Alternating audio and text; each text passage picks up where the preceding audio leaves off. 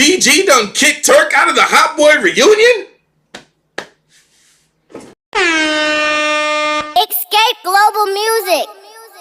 What are you escaping from? It's your guy, D to the A to the R to the N, bars. And you're back with another episode of The Bars Report. That's right, my friends, The Bars Report. And today we're going to be talking about Hot Boy Turk. We're going to be talking about the Cash Money Click. We're going to be talking about Eminem, Houdini, Toby, Baby Tron, Big Sean. We're going to be talking about Ice Spice, Nicki Minaj, all that and more today on The Bars Report. Alright, y'all. So if y'all anything like me, I just got done watching the Hot Boy reunion at the Essence Fest. And if you noticed anything like I noticed, because I done noticed something that was a little fishy. I done seen all the members of the Hot Boys there, but all the members of the Hot Boys weren't on stage at the same time. Not only that, there was one member of the Hot Boys missing. I'm trying to figure out why. I got to dive into this. Something don't make sense. So I'm evaluating the whole picture, right? You got Juvenile on stage. You got Birdman on stage. You got Manny Fresh on stage. You got BG on stage. No Wayne, no Turk. What's going on? Allegedly, then you got Lil Wayne. He performed his own set. Allegedly, again, I got to say allegedly because I ain't trying to spread no false rumors. But Wayne said, ain't no Hot Boy reunion without Turk. Straight up.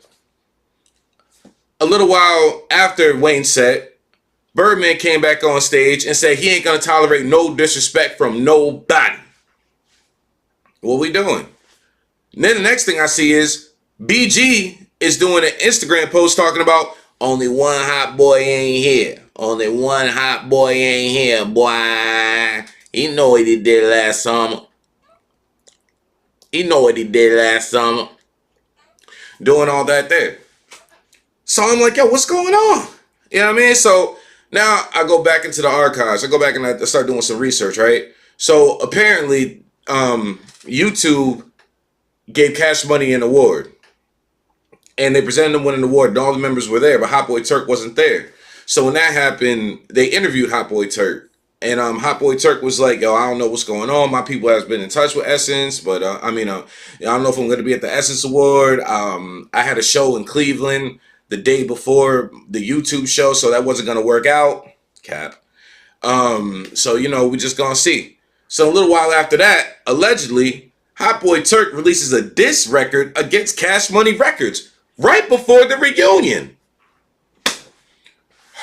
What are we doing? He took it down, but before he took it down, Birdman's brother, he was already all over the news. He was just like, BG done shared it to Wayne. Wayne done shared it to Manny. Manny done shared it to Juvie. Juvie done shared it to Birdman. Like, it's been all around.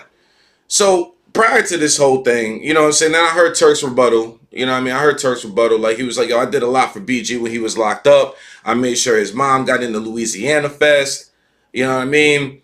I don't know why I don't know where the fallout is. I don't know where the disconnection is. But then he gets mad. So right after the YouTube event, he gets mad and he goes on a tangent on YouTube talking about F a Hot Boy reunion. I don't need no Hot Boy reunion. I'm good. I'm blessed. I'm blessed. I don't need no Hot Boy reunion. I'm good. I don't need that. They need that. Cause they ain't blessed. They ain't blessed. I don't need that. I got my hot sauce. I got my hot seasonings. I got my drop it like it's hot. Or whatever it's called. I don't know, man. I don't know. But I find that wild, to say the least. So then Birdman spoke about it. He was just, Birdman was asked in an interview. They were like, why didn't you give Turk the same red carpet treatment when he came home as you did BG? And Birdman was pretty much like, yo, I didn't have a relationship with him prior to going to jail. So when he came home, there was still no relationship. I didn't, and then Birdman said, I didn't forgive everything. A lot of people say a lot, they talk a lot, they do a lot, and I didn't forgive everybody. So it kind of just is what it is. So we already had that going on. The disconnect between BG and Birdman, allegedly there were some t-shirts, some free BG t-shirts being sold, and Turk didn't break bread with the family. Again, this is all allegedly, all allegedly. Don't get me gas you up on something that ain't true. But this is everything that I heard. Y'all know I don't talk from the rear. You know what I'm saying? I absorb knowledge and I regurgitate it. Blah. Anyway, so that's pretty much the story on the Hot Boy reunion. It doesn't look like we're gonna get one. I mean, right when we were about to get one, it looks like Hot Boy Turk was like, psh, nah, I pulled the rug from everybody. And then, breaking news, BG just did an interview and he was like, yo, you could do a Hot Boy reunion, but you can't do a Hot Boy reunion without BG. You can't do it without Manny Fresh. You can't do it without Birdman. You can't do it without Juvenile. But you can do it without Turk. And then he made the comparison of saying, just like if Destiny's Child was going to do a reunion and you found out Beyonce and Kelly was going to be there, nobody would really trip if Michelle wasn't there, and nobody would really trip if LaToya was there. Let me know what you think in the comments about that, because that's a real interesting tidbit right there. I want to know what y'all think about that. Do you think a Destiny's Child could pop off if it just had Beyonce and Kelly? Do you think anybody would miss Michelle or LaToya or any of the other members? Let me know in the comments. So BG comes out and he's like, yo, we don't need him to do a reunion. Straight up. So I don't know what the turmoil is there, man. Wayne, again, was like, yo, ain't no Hot Boy reunion without Turk. What are we doing, man? It seems like the Cash Money camp is just in a bunch of turmoil. I hope they work it out. We were looking forward to a tour and maybe even an album. I mean, we done heard different things from different sources. Juvie said that they were in the studio getting it all together. Wayne came back and said he ain't heard nothing about nothing. He ain't recorded nothing for nobody. So we don't know, man. It's all up in the air. But if we know these brothers like we know these brothers, man, money talks, BS walks, man. They're going to get it together and they should show out. Shout out Cash Money. Let me know in the comments if you're looking forward to a Cash Money reunion. And if you think there will be a Cash Money reunion, do you think these brothers are going to get it all together? Or do you think it's going to be always in turmoil? Let me know in the comments. Next thing I want to talk about. Abracadabra. Slim Shady. Slim Shady is back. What I appreciate, he has a whole album rollout, man. And it's incredible. Right now he has a merch deal going on with White Castle. So you can go on Eminem.com and purchase White Castle t-shirts that was featured in the Toby video, because there was a clip when Baby Tron was rapping. White Castle was in the background. So, that's a good little merch grab for Marshall. Nice merch, Marshall. Nice Marshall merch. Make sure you grab that Marshall merch. The song features Baby Tron and Big Sean. And man, let me tell you, I appreciate this song because this is so Marshall. This is just so Eminem. He hit us with the Houdini, the pop. You know what I mean? He always hits us with that. And then immediately after, he hits us with some super duper lyrical, miracle, spiritual, venereal, whatever. You know what I'm saying? He kills you with it. Not only that, he done brought along some more Detroit rappers with him, which you gotta love. Baby Tron is somebody who I've kept my eye on for a while. And Baby Tron is amazing, to say the least. He do got a flow that nobody else has. The way he puts his words together, the way he puts his bars together, it's really clever. And I'm happy that he's finally getting his shot with Eminem, because now he'll be on the world platform where people can actually appreciate what I've been witnessing his entire rise up. Shout out to the Shitty Boys. Shout out Baby Tron. Big Sean on the track.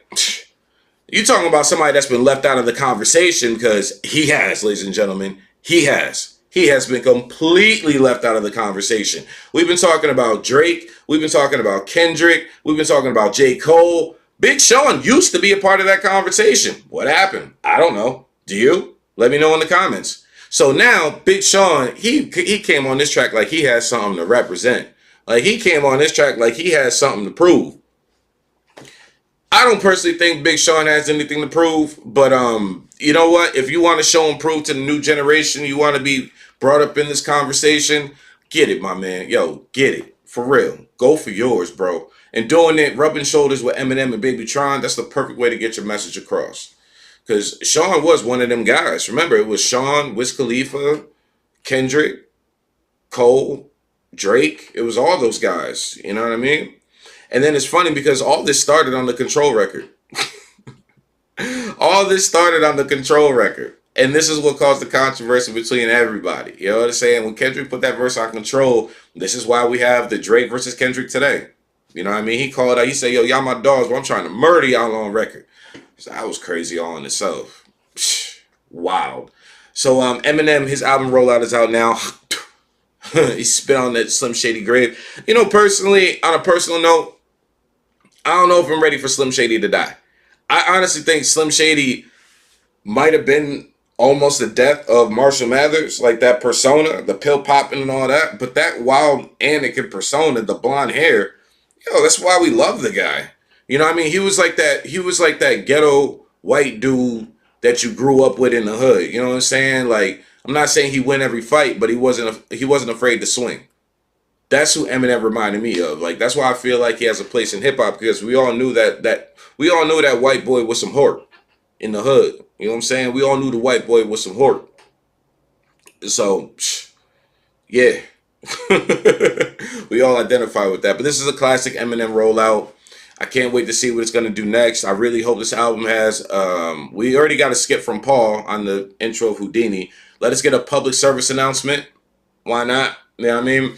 I heard J. Cole's on the album, 50 Cent's on the album, West Side Gun's on the album.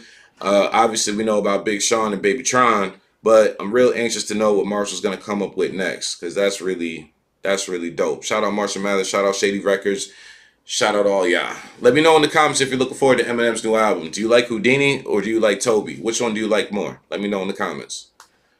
All right, we still got a couple more minutes, so let's talk about it. Ice Spice done played herself. Yes, she did. So allegedly, right?